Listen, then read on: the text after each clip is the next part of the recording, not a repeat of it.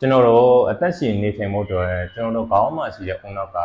ခန္ဓာကိုယ်ရဲ့အရေးကြီးဆုံးစိတ်ပိုင်းတွေကတစ်ခုဖြစ်ပါတယ်။အဲဒီလိုပဲအရင်အရေးကြီးတဲ့ဒုတိယအုံနောက်လိုတင်စားတဲ့အရာတစ်ခုဖြစ်ရှိပါတယ်။တနည်းအားဖြင့်ဒုတိယအုံနောက်ရှိတဲ့နေရာတစ်ခုဖြစ်ရှိပါတယ်။ကျွန်တော်တို့ရဲ့အသားရည်သပင်ကောင်းခြင်းမကောင်းခြင်းတွေခန္ဓာကိုယ်အလေးချိန်တွေကျန်းမာရေးမျှတခြင်းမမျှတခြင်းတွေစွမ်းအင်နဲ့စိတ်ခံစားချက်ကောင်းခြင်းမကောင်းခြင်းတွေတွင်ဓာတ်ရိုက်နည်းနေအောင်တော်ဝိုင်းတန်နည်းနေပါကြီးကြီးမားမားကိုဆက်နွယ်ပတ်သက်မှုရှိပါတယ်။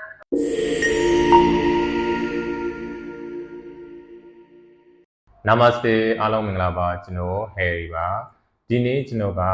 ဝမ်းခဏခဏချုပ်တာဝမ်းခဏခဏပြတ်တာဝမ်းမမှန်တာလေထိုးလိမ့်အောင်ဖြစ်တာအစာမကြေပြီးရင်ငယ်ဖြစ်တာစတဲ့ဒီအစာချေစနစ်နဲ့ပတ်သက်တဲ့ပြဿနာတွေကိုဖြေရှင်းပေးပြီးအစာချေစနစ်တစ်ခုလုံးကျန်းမာတန်ဆွမ်းခြင်းနဲ့ရိုးရှင်းလွယ်ကူပြီးတော့လူတိုင်းလိုက်လို့ရမယ်ယောဂလက်ကျင့်ငယ်၅မျိုးကိုပြပေးမှာဖြစ်ပါတယ်ဆိုတော့ကျွန်တော်တို့လိုက်ပြီးလက်ကျင့်ကြည့်ကြမယ်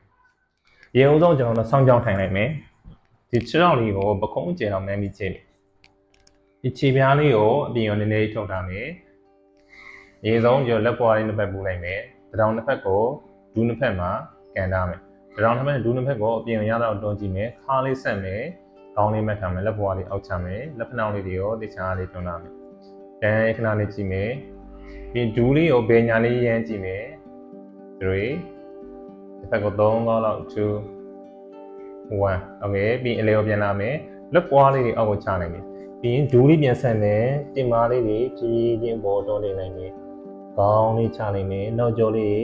ရှင်မက်လေးတွေအောက်ကိုရသလောက်ရှော့ချကြည့်မယ်3 2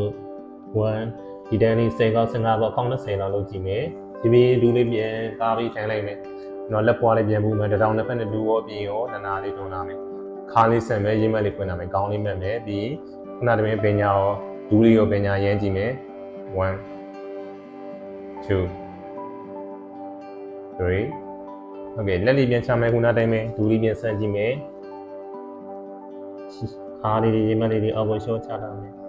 ခေါင်းလေးငုံလိုက်မယ်ခါလေးပြန်ဆက်မယ်ပြန်ထမ်းလိုက်မယ်လက်လေးပြန်မယ်ခုနလေးပြန်လုပ်ကြည့်မယ်3 2 1လက်လေးပြန်ထောင်းမယ်ပြန်ဆက်လိုက်3 2 1ပြန်ထမ်းလိုက်မယ်ဒူးလေးပြန်ကားမယ်နားတယ်မယ်တောင်လေးနဲ့ဒူးလေးကိုပြင်ရောရအောင်တွန်းပြီးကားထားမယ်ခါလေးဆက်မယ်ခေါင်းလေးမဲ့မယ်ဒူးကိုပညာရမ်းကြည့်မယ်လက်လေးပြန်ထောင်းမယ်ပြန်ဆန်းကြမယ်အားလေးရေးမလေးအောက်ကိုချောချထားမယ်ခေါင်းလေးပြန်မမယ်ပြန်ထမ်းလိုက်မယ်ဒူးလေးပြန်ခါမယ်ဒူးလေးပြန်ရအောင်ကားထားမယ်3 2 1လက်လေးပြန်ထောင်းလိုက်မယ်ရွှေချင်းပြန်ဆန်းလိုက်မယ်နားတယ်မယ်ဘုံဆန်းလိုက်မယ်အားလေးပြန်ဆန်းမယ်ပြန်ထိုင်မယ်လက်ပွားလေးပူမယ်ဒူးလေးရောပြင်ရောရတော့ကားထားမယ်3 2 1လက်လေးပြန်ထောင်းမယ်ပြန်ဆန်းလိုက်မယ်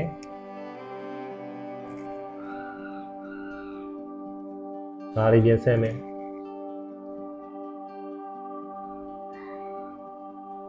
တန်းလေး10ခေါက်ပြအောင်လုပ်ကြည့်မယ်အနည်းဆုံး10ခေါက်15ခေါက်အကောင့်20ကိုလုပ်တင်လောက်လုပ်လို့ရတယ်အဲဒီပြန်ထောင်းမယ်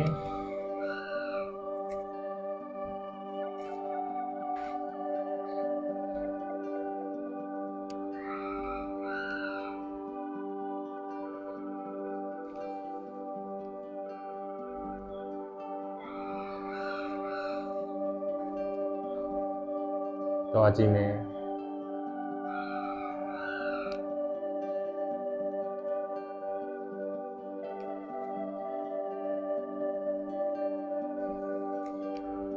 နောက်ဆုံးတော့ထပ်သွားကြည့်မယ်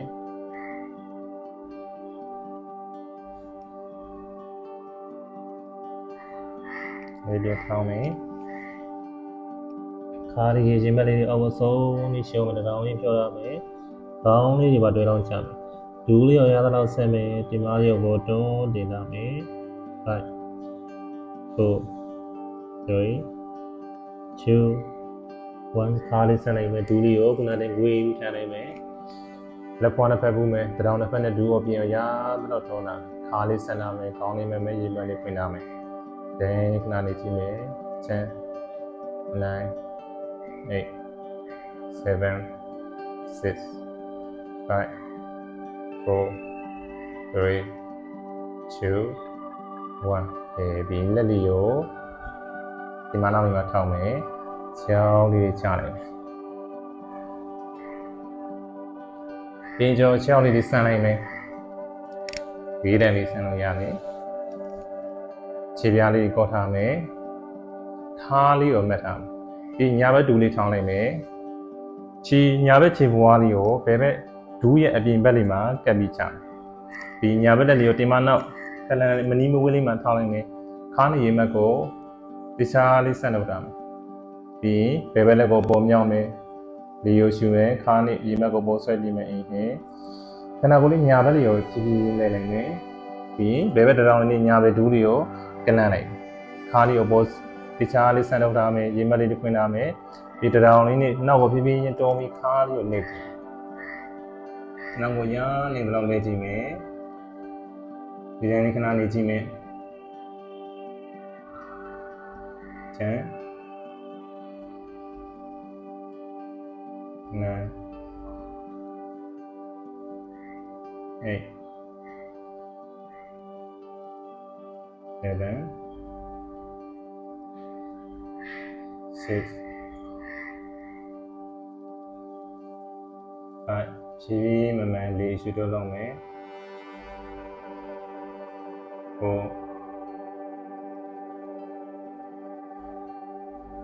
3 2 1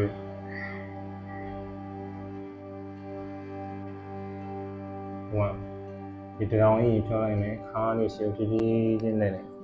ချောင်းလေးဆန်လိုက်မယ်နည်းနည်းခါးလိုက်မယ်ချောင်းလေးပေါင်လေးဒီဘယ်ဘက်တူလေးပြန်ထောင်းလိုက်မယ်ဘယ်ဘက်ခြေပွားလေးကိုလည်းညာဘက်ဒူးအပြင်ဘက်လေးမှာဒါရချနိုင်မယ်ခြေပြားလေးကောတာမယ်နော်ပြီးဘယ်ဘက်လက်ပွားလေးကိုဘယ်ဘက်ဒီတင်မနောက်မီနီမွေးလေးမှာထောက်ထားမယ်ခါးနေရေမက်ကိုပို့ဆန်လာမယ်ညာဘက်လည်းလေးမြောင်းမယ်လေးရရှိမယ်ခါးလေးကိုပေါ်ရတော့ဆွဲဆန့်ကြည့်မယ်ဟဲ့ဒီခဏလေးဘယ်ဘက်ကိုဖြည်းဖြည်းချင်းလဲမယ်ပြီးညာဘက်တောင်လေးဘယ်ဘက်ဒူးလေးကိုကလန့်အောင်ဒီချာလေးကလန့်ထားမယ်ခါးလေးကိုဆက်မယ်ဒီတောင်လေးကိုတွန်းပြီးခါးလေးကိုနောက်ကိုဖြည်းဖြည်းလဲကြည့်ခါးလေးဆန်လာမယ်စိတ်ကိုလျှော်ရမယ်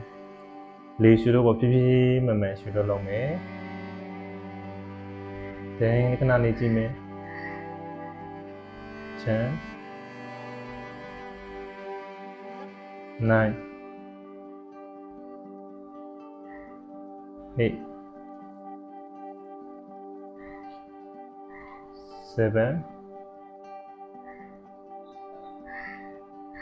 6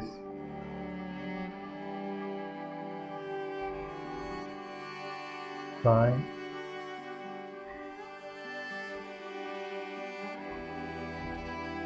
4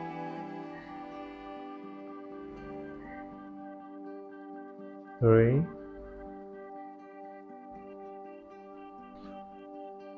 2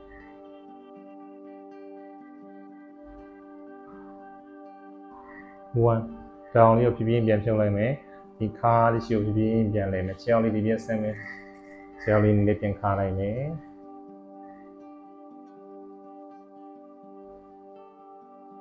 ပြီးရင်ကျွန်တော်ဒူးလေးဖြည်းဖြည်းချင်းထောင်းလိုက်ဒူးနှစ်ဖက်လုံးထောင်းလိုက်မယ်လက်လီကိုတင်မနောက်ခုနတိုင်းမနီးမိုးလေးမှာလက်ပွားလေးချတာတောင်လေးဖြောထားမယ်ခါးလေးကိုဆက်မယ်ခဏကိုလေးနောက်ကိုနည်းနည်းလေးကိုင်းလိုက်မယ်ဒီဒူးလေးဖြည်းဖြည်းချင်းမြောက်လိုက်ကိုကဒီနေထားကိုလွယ်လွယ်ရဲဆိုလို့ရှိရင်လက်လေးကိုဖြုံမယ်ခြေလေးကိုဆက်မယ်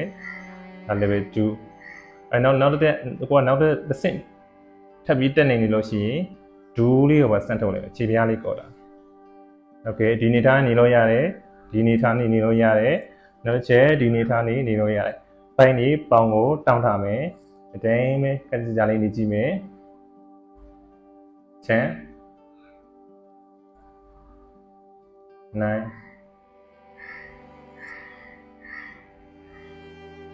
8 7 ခါကိုဆယ်မယ်ရေမက်ကိုဖွင့်ထားမယ် 6 5 4 I got down me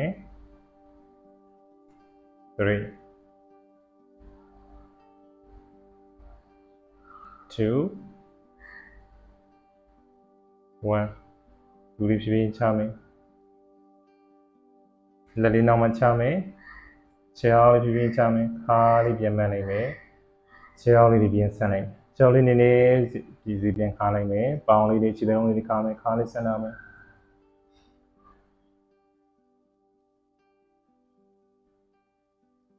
ပြီးရင်ကျော်တော့ဝါးရလေးမောက်လိုက်မယ်ဒီချင်းဝါးရမောက်လိုက်မယ်ပြီးရင်ကျော်ခြေပနှောက်လေးပူထားမယ်ပေါင်လေးတွေဒူးလေးတွေတက်နေလို့ပူထားမယ်ဒီလက်ပွားနှစ်ဖက်ကိုဒီမစုံရိုးအောက်ကိုထည့်ထားမယ်လက်ပွားလေးကိုလှန်ပြီးထည့်မယ်ခေါင်းလေးရေမဟုတ်ရင်နှစ်ဖူးလေးတွေမဟုတ်ရင်မေးစီလေးတွေချထားမယ်တရောင်လေးကိုအပေါ်ထောင်းလိုက်မယ်ခန္ဓာကိုယ်နားမှာကတ်ထားမယ်ပြီးရင်ခြေပြားလေးတွေဖြန့်ထားမယ်ဒီအပေါ်နဲ့အောက်နဲ့တစ်ပြိုင်လေးမြောက်ကြည့်မယ်အင်းဟဲ့ဒီမားလေးကိုတောင်းလာမယ်အဲ့ဆယ်ဖြည်းဖြည်းချင်းမြောက်မယ်ပေါ်မြောက်တဲ့ချိန်ကျရင်လေးယူမယ်အောက်ချချိန်ကျရင်လေးကိုပြန်ထုတ်မယ်ဒီတိုင်းလေးအနည်းဆုံး10ချိန်ဒါမှမဟုတ်ကိုဒီတစ်လုံးနေတယ်ဆိုလို့ရှိရင်15ချိန်ချင်းစသီးလုပ်ကြည့်မယ်ဟုတ်ကဲ့ကျွန်တော်တို့အတူတူ10ချိန်လုပ်ကြည့်မယ်အင်းဟဲ့ exhale ရှူရကအပေါ်ဒီအောင်ရှူမယ်အင်းဟဲ့ exhale ချရကအပေါ်ကနေအော်ဒီအောင်လေးကိုထုံလိုက်မယ်ဒီချင်းလေးရှူလို့လုပ်မယ်အင်းဟဲ့ exhale inhale exhale inhale exhale inhale exhale inhale exhale inhale exhale inhale exhale ဘယ်နောက်ဆုံးတစ်ခေါက်သွားမယ်နောက်ဆုံးတစ်ခေါက်ကိုပုံမှာခဏလေးရက်တာမယ်ပုံမှာခဏရက်တဲ့ချိန်အသက်ရှူကိုလုံးဝအောင့်ထားတာမျိုးမလုပ်ပဲလေကိုရတဲ့လောက်ဖြည်းဖြည်းချင်းနည်းနည်းချင်းရှူလို့လုပ်ကြည့်မယ်စားတယ်မယ်နောက်ဆုံးတစ်ခေါက်အင်းဟဲ့ကောင်းရင်းနဲ့မှထားမယ်သက်ရှူအောင်ထားတဲ့လေကိုရတဲ့လောက်ဖြည်းဖြည်းချင်းနည်းနည်းချင်းရှူလို့လုပ်ကြည့်မယ်5 4 3 2 1ဒီချင်းချောင်းလေးချလိုက်မယ်ချောင်းလေးချဲလိုက်မယ်လက်လေးပြန်ထုံးမယ်ဒီလက်ပွားနှစ်ဖက်ကိုမျက်နှာအောက်မှာဖြတ်ထားဒီမီးလေးကိုလက်ပွားနှစ်ဖက်ကိုတင်ထားမယ်ဒီတိုင်းလေးခဏလောက်မယ်ချောင်းလေးချဲမယ်ခြေပြားလေးပြန်ထုတ်တာ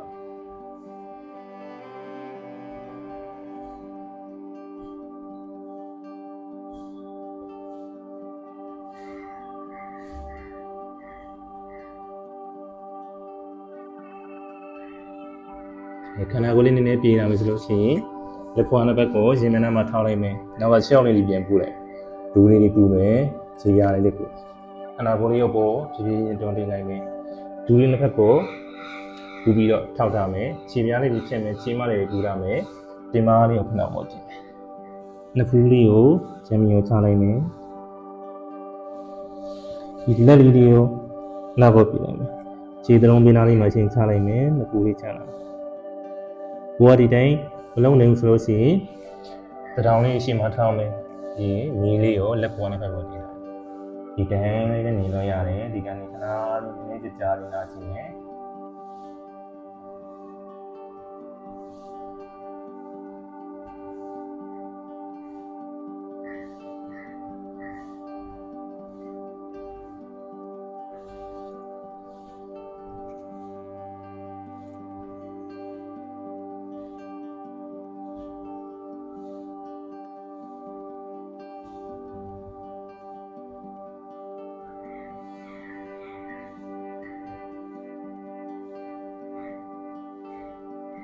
မို့လို့ရှိရင်ဒီကျွန်တော်တို့ခေါင်းအောင်မှာခေါင်းအောင်လေးဖြစ်ဖြစ်စောင်းလေးဖြစ်ဖြစ်ခုပြီးတော့ဒီနှစ်ပူလေးတင်းထားတော့လေးရတယ်ဒီကခန္ဓာကိုယ်ကိုလုံးဝတက်တောင့်တက်တာဖြစ်အောင်နေကြည့်ရမယ်တက်တောင့်တက်တာဖြစ်ရင်ခုနလိုလက်ထောက်တာမျိုးခေါင်းအောင်မှာတခုခုခေါင်းအောင်ဖြစ်ဖြစ်စောင်းလေးဖြစ်ဖြစ်ခုပြီးခန္ဓာမျိုးလုပ်ကြည့်မယ်စိတ်ကိုလျှော့ထားမယ်ဒီကိုဖြည်းဖြည်းမှန်မှန်ငြင်းငြင်းသက်သာလေးယူထားလောက်မယ်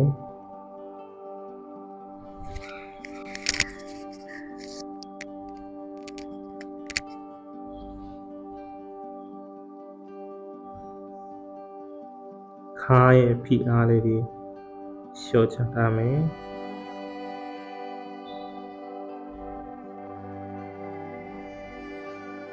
ကြောရိုးဖိအားလေးတွေလျှော့ချထားမယ်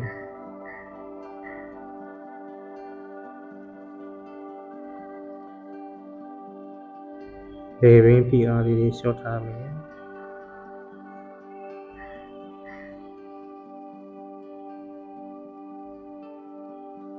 ပခုံးလေးတွေဖြည့်လျှော့ထားမယ်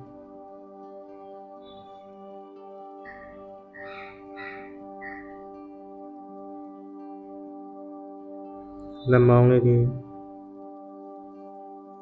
လက်တစ်ချောင်းလုံးဖြည့်လျှော့ထား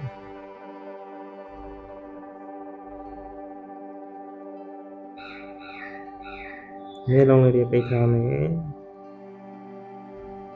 စပြီးလုပ်ပေးရမျက်လုံးပိတ်မယ်နော်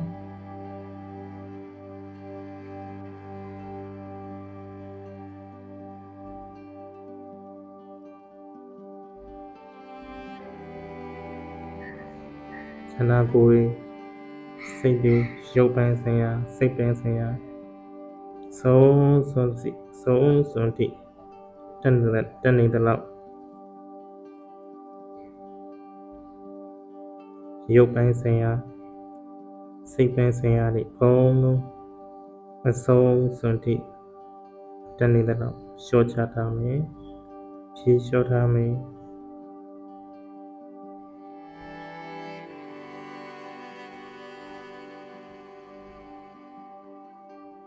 ခေါင်းလေးပြင်းကြွားနိုင်တယ်လေကိုရှူနေအင်းနဲ့အားလုံးလက်တွေဒီလိုဒီနဲ့ဘယ်တော့မှပြတောင်းလဲကားလေးဆက်နေတယ်โอเคလေရှူတော့9ရက်လောက်ရှိတယ်လေရှူတဲ့ကခန္ဓာကိုယ်ကိုစက်နေနေဆက်အောင်ညံများနေနေများအောင်ဖြည်းဖြည်းနဲ့မမှန်လေးရှူနေနေနေရှူတော့ဖြည်းဖြည်းနဲ့လည်းရှူနေစားလိုက်ပြီး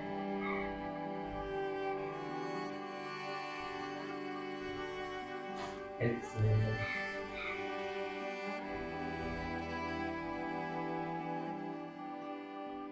ဒီမဲ့ခန္ဓာကိုယ်နဲ့ဒီကိုရအောင်ကြိုးစားပြီးရှုနေတယ်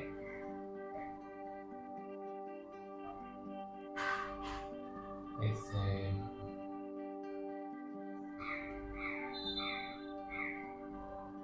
ဒီမဲ့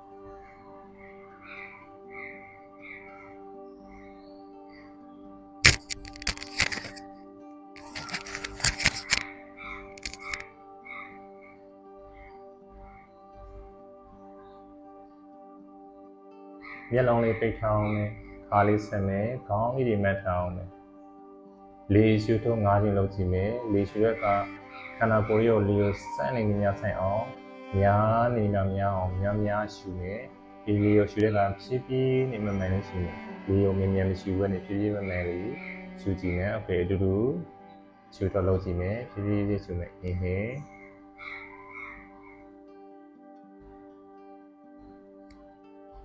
exhale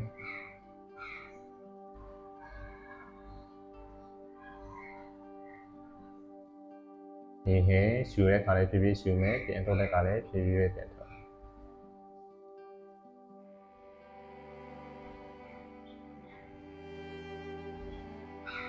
exhale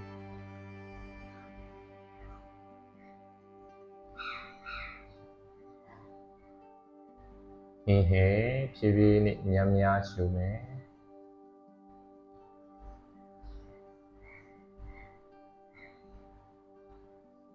exhale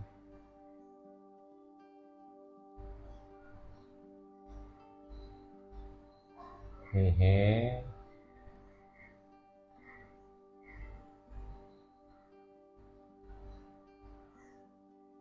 exhale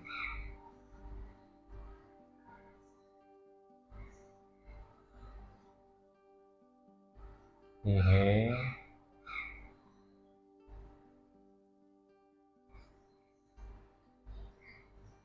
exhale okay